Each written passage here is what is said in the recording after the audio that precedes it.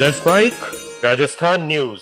नमस्कार, मैं शिवांगी। आप सुन रहे हैं लेट्स माइक राजस्थान न्यूज। चलिए नजर डालते हैं आज की हेडलाइंस पर। नीट यूजी 2026 परीक्षा रद्द, पेपर लीक की आशंका के चलते फैसला। पीएम मोदी की अपील पर गहलोत ने उठाए सवाल, स्थिति स्पष्ट करने की कही बात। नौशम चौधरी ने डीग में विकास कार्यों का लोकार्पण कर विपक्ष पर साधा निशाना। कोटा में प्रसूता के परिजनों का धरना, पुलिस पर धमकाने के लगाए आरोप। और अब खबरें विस्तार से। नेशनल टेस्टिंग एजेंसी ने NEET exam paper leak controversy से जुड़ी परीक्षा रद्द कर दी है और नई तारीखें जल्द जारी करने की बात कही है। मामले की जांच सेंट्रल ब्यूरो ऑफ इन्वेस्टिगेशन को सौंपी गई है ताकि पेपर लीक के आरोपों की विस्तृत जांच हो सके। इसी मामले में पूर्व सीएम अशोक गहलोत ने प्रतिक्रिया देते हुए कहा कि अगर गड़बड़ी हुई है तो निष्पक्ष जांच और सख्त कार्रवाई होनी चाहिए, लेकिन पूरी प्रक्रिया पारदर्शी और सही तरीके से की जानी चाहिए। पूर्व सीएम अशोक गहलोत ने प्रधानमंत्री नरेंद्र मोदी की पश्चिम एशिया संकट को लेकर की गई अपील पर सवाल उठाए। उन्होंने कहा कि देश की मौजूदा परिस्थितियों और ऐसी अपील की वजह को जनता के सामने स्पष्ट किया जाना चाहिए। गहलोत ने यह भी कहा कि विपक्ष के नेता राहुल गांधी की बातों को गंभीरता से लिया जाना चाहिए और सरकार को स्थिति स्पष्ट करनी चाहिए। देखिए, प्रधानमंत्री जी को ऐसी बातें कहनी है तो फिर पूरा हालात क्या है देश के और क्यों कहना पड़ा, तो तमाम बातें स्पष्ट होनी चाहिए देशवासियों के सामने। खाली उन्होंने कह दिया सोना मत खरीद दो या विदेश मत जाओ, उसकी आलोचना ही बहुत हो रही है और मीडिया वाले आलोचना कर रहे हैं। पर मेरा मानना है कि राहुल जी ने जैसा कहा उनको गंभीरता से लेना चाहिए कि वो नेता प्रतिपक्ष है और वो कहते हैं तो सोच समझ के कहते हैं बात। और जिस प्रकार उन्होंने एकदम, या तो उनको अभी दरें बढ़ानी होगी, उनकी हवा बना रहे होंगे, ज़्यादा संभावना यही लगती है जो राहुल जी ने बहुत पहले ही कह दिया था कि चुनाव समाप्त होते ही दरें बढ़ सकती है। भूमिका के रूप में मैं देखता हूँ उसको, भूमिका बांधी है प्रधानमंत्री जी ने और उस रूप में मैं देखता हूँ उसको। बाकी मालूम पड़ जाएगा क्या स्थिति बनती है, तो स्थिति स्पष्ट करनी चाहिए।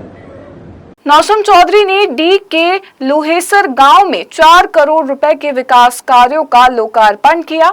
उन्होंने साइबर ठगों और गो तस्करों को सख्त चेतावनी देते हुए कहा कि अपराधियों पर कड़ी कार्रवाई होगी। विधायक ने कांग्रेस पर निशाना साधते हुए कहा कि 70 साल में दलित और मुस्लिम समाज का अपेक्षित विकास नहीं हुआ। कोटा के मेडिकल कॉलेज अस्पताल में मृतक प्रसूता के परिजन न्याय की मांग को लेकर धरने पर बैठे रहे।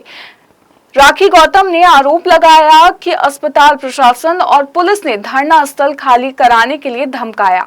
मृतका के पति दिनेश ने भी पुलिस पर दबाव बनाने का आरोप लगाया, जबकि कांग्रेस नेताओं ने शांतिपूर्ण धरने को लोकतांत्रिक अधिकार बताया।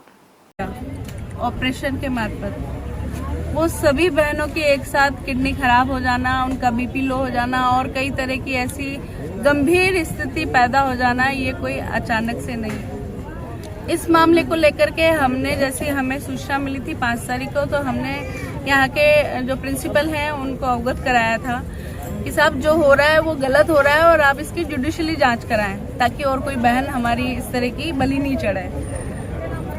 और साथ में मांग की थी कि जो परिवार से उनकी बेटी, बहू और बहन या पत्नी चली गई है उस परिवार को मुआवजा दे सरकार। बस इतनी सी हमारी मांग थी साहब। और इसके अलावा और एक और मांग साथ में थी कि जिससे ये गलती हुई है पहले तो उन्हें बर्खास्त कर दें, यहाँ से निलंबित कर दें और उसके बाद जब कार्रवाई होगी, सही होंगे तो वापस से ज्वाइन करें। हमें कोई पर्सनली उनसे दुश्मनी नहीं है, लेकिन किसी की जान जाना हम सबके लिए पीड़ादायक है और क्योंकि मैं एक जनप्रतिनिधि हूँ तो मेरी जिम्मेदारी ज्यादा बनती है। प्रशासन से लेकर कोई बातचीत हुई आपकी? अब उसके बाद हम लगातार इनसे कह रहे हैं, तो ये कह रहे हैं कि जयपुर से टीम आ रही है, दिल्ली से टीम आ रही है, यहाँ से टीम आ रही है। ठीक है, मान लिया, हम संतुष्ट भी थे कि भाई हाँ आ गई होगी, हो गया होगा। लेकिन जब 2 महिलाएं अपनी जान ऑलरेडी 5 और 6 को गंवा चुकी थी, तो अब 4 तारीख से लेके आज 11 तारीख है। 11 तारीख को 2 और क्यों बढ़ी? एक कल भी मरी रात को, एक परसों भी मरी। इससे बड़ी पीड़ा कुछ नहीं हो सकती। पूर्व सीएम अशोक गहलोत ने पूर्व मंत्री महेश जोशी की सुबह 5 बजे हुई गिरफ्तारी पर प्रतिक्रिया देते हुए कहा कि किसी भी मामले में कार्रवाई कानून के अनुसार और निष्पक्ष तरीके से होनी चाहिए। उन्होंने कहा कि अगर किसी पर भ्रष्टाचार के आरोप है तो जांच और सजा जरूर होनी चाहिए, लेकिन पहले पूछताछ और नोटिस देकर जवाब लेने का अवसर मिलना चाहिए। गहलोत ने यह भी आरोप लगाया कि कार्रवाई का तरीका डराने या दबाव बनाने वाला नहीं होना चाहिए, बल्कि पूरी पारदर्शिता और न्यायिक प्रक्रिया के तहत होना चाहिए। मैंने उसके बारे में बोल चुका हूँ मैं कि 5 बजे सुबह जाके उठा के ले आए। वो कौन भाग रहा था क्या? वो ईडी ने बुलाया उनको, ईडी के बाद गए, 2-3 दिन उनकी पूछताछ करी, अरेस्ट कर लिया। ये बुला लेते, बात करते, बात तो करते कम से कम, उनके बहन लेते। अब इमीडिएटली इस प्रकार से धमकाओगे, डराओगे, तो ये नहीं भूलना चाहिए कि ये सत्ता में कोई परमानेंट नहीं रहने वाले लोग। इनको गलतफहमी है। कोई भ्रष्ट है, करप्शन किया कांग्रेस राज में, आप कार्रवाई करो, सजा सुनिश्चित करो, हमें कोई एतराज नहीं है। कोई हो भली व्यक्ति, कोई व्यक्ति किसी के कितने भी नजदीक हो, वो छोड़िए उसको। आप तो पता कीजिए भाई कौन करप्शन किया, कहाँ किया है, ईमानदारी से जांच करवाओ, उसके बाद में आप कार्रवाई करो, वो सजा मिले सुनिश्चित करो, सब कुछ करो। हमें कोई एतराज नहीं है।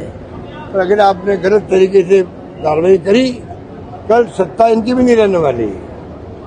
अधिकारी यही है, आज अधिकारी इनके कहने से काम कर रहे हैं, दबाव में काम कर रहे हैं। एसीबी तो पूरी तरह दबाव में है। एसीबी के डायरेक्टर वो क्या है, डीजी साहब, मैं उनको ही कहना चाहूंगा कि ये तरीका गलत है आपका।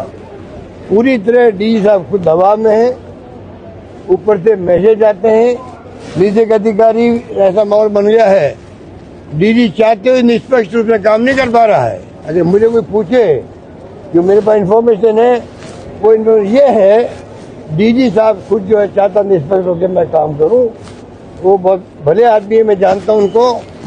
बारां जिले में प्रशासनिक कार्यशैली पर सवाल उठते हुए लगातार विरोध प्रदर्शन देखने को मिल रहा है। फतेहपुर और सिविल लाइन क्षेत्र में महिलाएं पानी की टंकियों पर चढ़कर बैंक और पुलिस के खिलाफ अपनी मांगों को लेकर विरोध जताती रही। प्रशासन ने दोनों मामलों में समझाइश कर महिलाओं को नीचे उतारा और जल्द समाधान का आश्वासन दिया, लेकिन स्थानीय लोगों में नाराजगी बनी हुई है। इन महिलाओं की मांग थी कि जो इनका समूह का लोन था, उस समूह के लोन में 2 महिलाओं की डेथ हो गई। उनका जो 40,000 रुपये बाकी था, उस 40,000 रुपये बाकी के हिसाब से इनके 2,70,000 रुपये बताने लोन हो गया। अब वो 2,70,000 होने के बाद में इनके जो दूसरी महिलाएं थी, उनके खाते फ्रीज कर दिए और इनकी पेंशन बंद हो गई। तो ये मांग है इनकी, भाई हमारे खाते अनफ्रीज किए जाए, लोन माफ़ किया जाए। इनको समझाइश कर नीचे उतार दिया। चित्तौड़गढ़ के भदेसर क्षेत्र में प्रस्तावित माइनिंग लीज को लेकर ग्रामीणों ने विरोध तेज कर दिया है। सुखवाड़ा, हसमतगंज, वजीरगंज और गणपत खेड़ा सहित कई गांव के लोगों ने कलेक्टर को ज्ञापन सौंपकर खनन योजना रद्द करने की मांग की। ग्रामीणों का कहना है कि खनन से पेड़ पौधों, चारागाह, भूमि और जल स्रोतों को गंभीर नुकसान होगा। ग्रामीणों ने चेतावनी दी है कि यदि माइनिंग लीज जारी की गई तो वे इसका व्यापक विरोध करेंगे और चुनाव बहिष्कार तक करेंगे। कोटा के सरकारी अस्पतालों में प्रसूताओं की तबीयत बिगड़ने और मौत के मामलों ने गंभीर रूप ले लिया है। अब तक 9 महिलाओं में किडनी फेल होने और कुल 4 मौतों की पुष्टि हुई है, जबकि अस्पतालों में दहशत का माहौल है। मामले की जांच के लिए टीम गठित कर दी गई है और प्रशासन पर इलाज व व्यवस्थाओं को लेकर गंभीर सवाल उठ रहे हैं। मैं शिवांगी लेट्स माइक स्टूडियो से जुड़े रहिए हमारे साथ। राजस्थान न्यूज में रोज शाम 4 बजे नॉनस्टॉप न्यूज को रेडियो पे सुनने के लिए डाउनलोड करें लेट्स माइक ऐप। नमस्कार। आप सुन रहे थे let's mic more than radio. Follow कीजिए हमें हमारे सोशल मीडिया प्लेटफॉर्म्स पर।